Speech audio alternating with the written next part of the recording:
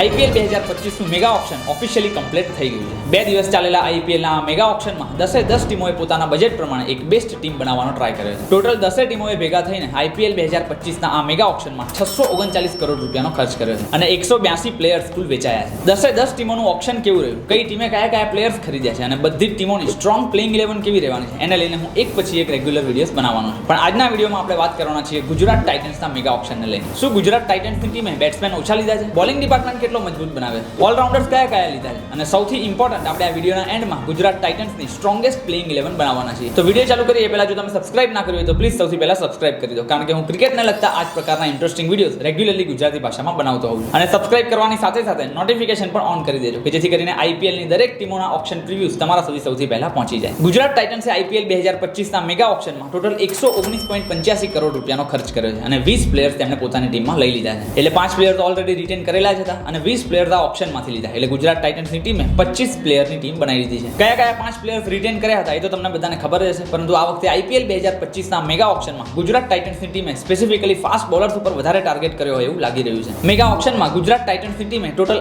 8 fast બોલર્સને purchase કર્યા છે અને આ 8 ફાસ્ટ બોલર્સની પાછળ લગભગ 38 થી 40 કરોડ રૂપિયાનો ખર્ચ કર્યો છે. એક પછી એક જો બધા જ ફાસ્ટ બોલર્સની વાત કરીએ તો સૌથી પહેલા ડીએસપી સિરાજને 12.25 કરોડ રૂપિયામાં, કગીસો રબાડાને 10.75 કરોડ, પ્રસિદ્ધ કૃષ્ણાને 9.50 કરોડ, આફ્રિકાના ફાસ્ટ બોલર અને ઓલરાઉન્ડર જેરાલ્ડ કુડઝેને પણ 2.40 કરોડ રૂપિયામાં, ગુરનૂરસિંહ બ્રારને 1.30 કરોડ રૂપિયામાં, અરશદ ખાનને 1.30 કરોડ રૂપિયામાં, ઈશાંત શર્માને 75 લાખ અને કુલવંત ખેજરોલિયાને 30 લાખ રૂપિયા આપીને ગુજરાત ટાઇટન્સની ટીમે ખરીદી લીધા. એટલે કોચ નહેરાજી અને ગુજરાત ટાઇટન્સની ટીમે આ 8 ફાસ્ટ બોલર્સને આ વખતના ઓપ્શનમાં ખરીદ્યા છે. હવે ભલે ઓપ્શનમાંથી તો 8 ફાસ્ટ બોલર્સને ખરીદ્યા હોય, પરંતુ પ્લેઇંગ 11માં કયા 3 ફાસ્ટ બોલર્સ આપણને રેગ્યુલરલી જોવા મળવાના છે એની વાત કરું તો મને લાગે છે મોહમ્મદ સિરાજ, કગીસો રબાડા અને પ્રસિદ્ધ કૃષ્ણા. આ 3 બોલર્સ એવા હશે કે જે ગુજરાત ટાઇટન્સની બધી જ મેચોમાં આપણને રેગ્યુલરલી જોવા મળવાના છે. 1.30 કરોડ રૂપિયા આપીને ખરીદેલા અરશદ ખાન અને ગુરનૂર બ્રાર પણ ઇન્ડિયન ડોમેસ્ટિક ક્રિકેટમાં એક સારું પરફોર્મન્સ આપનારા ફાસ્ટ બોલર્સ છે. એટલે જ્યારે કોઈ ગુજરાત ટાઇટન્સના મેઇન બોલર્સ ઇન્જર થઈ જાય છે અથવા તો પછી કોઈ કારણોસર નથી રમી શકતા, તો એવા કેસમાં આ બધા બોલર્સ આપણને ગુજરાત ટાઇટન્સની પ્લેઇંગ 11માં પણ જોવા મળી શકે છે. અને સાઉથ આફ્રિકાના જેરાલ્ડ કોડ્સેને તો તમે બધા ઓળખતા જ હશો. હમણાં જ રમાયેલી ભારત અને સાઉથ આફ્રિકા વચ્ચેની T20 સિરીઝમાં જેરાલ્ડ કોડ્સે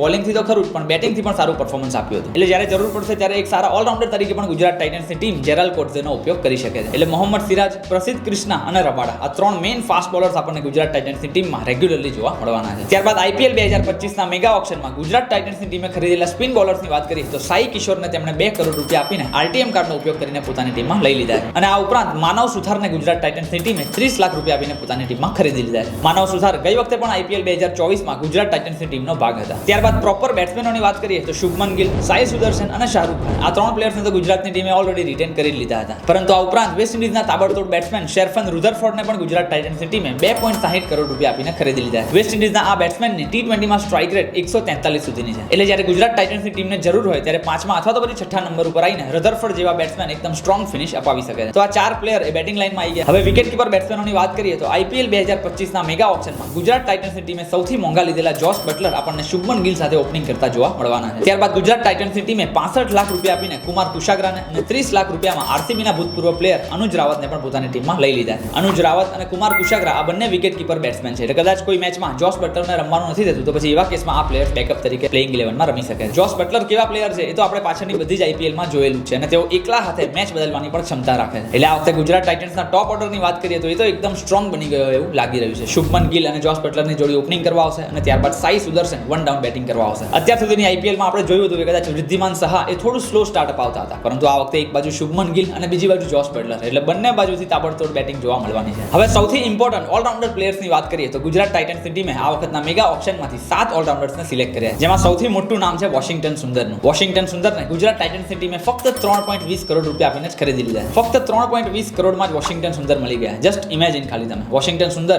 એ ટોપ ઓર્ડરમાં આવીને બેટિંગ પણ કરી શકે છે એઝ અ ફ્લોટર અને બોલિંગમાં પણ તેઓ સારી સ્પિન બોલિંગ કરી શકે છે. એટલે વોશિંગ્ટન સુંદરને 3.20 કરોડ રૂપિયામાં, ત્યારબાદ ન્યુઝીલેન્ડના ગ્લેન ફિલિપ્સને 2 કરોડ રૂપિયામાં, અફઘાનિસ્તાનના કરીમ જન્નતને 75 લાખ રૂપિયામાં, આરસીબીના ભૂતપૂર્વ પ્લેયર મહિપાલ લોમરોરને 1.70 કરોડમાં અને નિશાંત સિદ્ધુને 30 લાખ અને જયંત યાદવને 75 લાખ રૂપિયા આપીને ગુજરાત ટાઇટન્સની ટીમે પોતાની ટીમમાં ખરીદી લીધા છે. ન્યુઝીલેન્ડના ગ્લેન ફિલિપ્સ પણ T20 ક્રિકેટમાં એક સારા ઓલરાઉન્ડર છે. ભલે કદાચ તેઓ બેટિંગથી ફેલ જાય અને બોલિંગમાં પણ સારું પરફોર્મન્સ ના આપી શકે, પરંતુ તેઓ પોતાની જોરદાર ફિલ્ડિંગથી 10 થી 15 રન તો આખી મેચમાં બચાવી જ લેવાના છે અને જરૂર પડે ત્યારે સ્પિન બોલિંગની પણ 1-2 ઓવરો આવીને કરી શકે છે. ત્યારબાદ રાહુલ તેવટિયાને તો રિટેન કરી લીધા હતા, પરંતુ લાસ્ટ આઈપીએલમાં આરસીબી માટે સારું રમી રહેલા મહિપાલ લોમરોરને પણ ગુજરાત ટાઇટન્સની ટીમે આ વખતે પોતાની ટીમમાં લઈ લીધા. મહિપાલ લોમરોર એક એવા પ્લેયર છે કે જે ગુજરાત ટાઇટન્સની પ્લેઇંગ 11માં મિડલ ઓર્ડરમાં તો રમી જ શકે છે, પરંતુ સાથે સાથે સાથે સ્ટ્રોંગ ફિનિશ પણ અપાવી શકે છે. જયંત યાદવ તો ઓલરેડી ગઈ વખતની ટીમમાં પણ હતા અને નિશાંત સિદ્ધુ પણ ભારતીય ક્રિકેટના એક યંગ ઉભરતા સિતારા કહી શકાય એવું છે. હમણાં જ રમાયેલા ઇમર્જિંગ એશિયા કપમાં પણ આપણને નિશાંત સિદ્ધુ ભારતની ટીમમાંથી રમતા જોવા મળ્યા હતા. તો બસ આ ટોટલ 20 પ્લેયર્સને આ વખતે ગુજરાત ટાઇટન્સની ટીમે IPL 2025ના મેગા ઓપ્શનમાંથી ખરીદી લીધા છે. તમને કેવા લાગ્યા પ્લેયર્સ મને નીચે કોમેન્ટમાં લખીને ખાસ જણાવજો. જો ગુજરાત ટાઇટન્સની ઓપ્શન સ્ટ્રેટેજીને મારે રેટ કરવાની હોય તો હું 10 માંથી 7 અથવા તો પછી 8 માર્ક તો 100% આપીશ. કારણ કે પર્સનલી મને એવું લાગી રહ્યું છે કે મિડલ ઓર્ડરમાં એક સારો અને એક્સપિરિયન્સ પ્લેયર લીધો હોત, એક્સપિરિયન્સ બેટ્સમેન લીધો હોત તો કદાચ હજુ પણ ટીમ સ્ટ્રોંગ બની શકતી હતી. કારણ કે અત્યારે જોવા જઈએ તો શુભમન ગિલ અને જોસ બટલર ઓપનિંગ કરવા આવશે અને સાઈ સુદર્શન વન ડાઉન આવશે. ત્યારબાદ 3, 4 અને 5 નંબર ઉપર એવા બેટ્સમેન છે કે જે કદાચ એટલા બધા એક્સપિરિયન્સ જોવા નથી મળતા. પણ સ્ટીલ ઓવરઓલ જોવા જઈએ તો ગુજરાત ટાઇટન્સની ટીમે IPL 2025ના મેગા ઓપ્શનમાંથી એક સ્ટ્રોંગ ટીમ તો બનાવી છે. હવે સૌથી ઇમ્પોર્ટન્ટ ઓપ્શન બાદ જો ગુજરાત ટાઇટન્સની સ્ટ્રોંગેસ્ટ પ્લેઇંગ 11 ની વાત કરું તો એમાં શુભમન ગિલ અને જોસ બટલર આ બંને ઓપનર તરીકે જોવા મળવાના છે. ત્યારબાદ 3 નંબર ઉપર સાઈ સુદર્શનનું સ્થાન કન્ફર્મ છે. 4, 5 અને 6 આ 3 નંબર ઉપર આપણને શાહરૂખ ખાન, મહિપાલ લોમરોર અથવા તો પછી વોશિંગ્ટન સુંદર આ 3 માંથી ઉપર નીચે જોવા મળી શકે છે. 7 નંબર ઉપર રાહુલ તેવટિયા અને 8 નંબર ઉપર રાશિદ ખાન તો કન્ફર્મ જ છે. ત્યારબાદ 3 ફાસ્ટ બોલર્સની જેમ મેં પહેલા પણ વાત કરી હતી એમ 9 નંબર ઉપર મોહમ્મદ સિરાજ, 10 નંબર ઉપર કગીસો રબાડા અને 11 નંબર ઉપર પ્રસિદ્ધ કૃષ્ણા આપણને રમતા જોવા મળી શકે છે. ત્યારબાદ ઇમ્પેક્ટ પ્લેયર માટે બેકઅપ ઓપ્શન્સની વાત કરીએ તો એમાં ગ્લેન ફિલિપ, સાઈ કિશોર અથવા તો પછી જેરલ કોટ છે. આ 3-4 નામ એવા છે કે જેને ગુજરાત ટાઇટન્સની ટીમ ઇમ્પેક્ટ પ્લેયર તરીકે યુઝ કરી શકે છે. તો ઇન શોર્ટ ગુજરાત ટાઇટન્સની સ્ટ્રોંગેસ્ટ પ્લેઇંગ 11 મને કંઈક આવી જોવા મળી રહી છે. તમારી પ્લેઇંગ 11 મને નીચે કોમેન્ટમાં લખીને ખાસ જણાવજો. જો તમે વિડીયો હજી સુધી જોઈ રહ્યા છો તો પ્લીઝ આ વિડીયોને લાઈક કરી દો અને તમારા દરેક ગુજરાતી મિત્રો સુધી એને શેર કરી દો. આ તો આપણે ગુજરાત ટાઇટન્સની ટીમની વાત કરી, પરંતુ બાકીની 9 ટીમોની સ્ટ્રોંગેસ્ટ પ્લેઇંગ 11 કેવી રહેવાની છે અને કયા પ્લેયર્સ તેમણે ખરીદ્યા છે એને લઈને પણ હું રેગ્યુલરલી એક પછી એક વિડીયો બનાવવાનો છું. તો સબસ્ક્રાઇબ કરવાની સાથે સાથે નોટિફિકેશન પણ ઓન કરી દેજો કે જેથી કરીને IPL ને લગતા આવા જ ઇન્ટરેસ્ટિંગ વિડીયોઝ તમારા સુધી સૌથી પહેલા પહોંચી જાય. મળીએ છીએ આપણે ફરી એક વખત આવા જ ઇન્ટરેસ્ટિંગ વિડીયો સાથે. ત્યાં સુધી આવજો.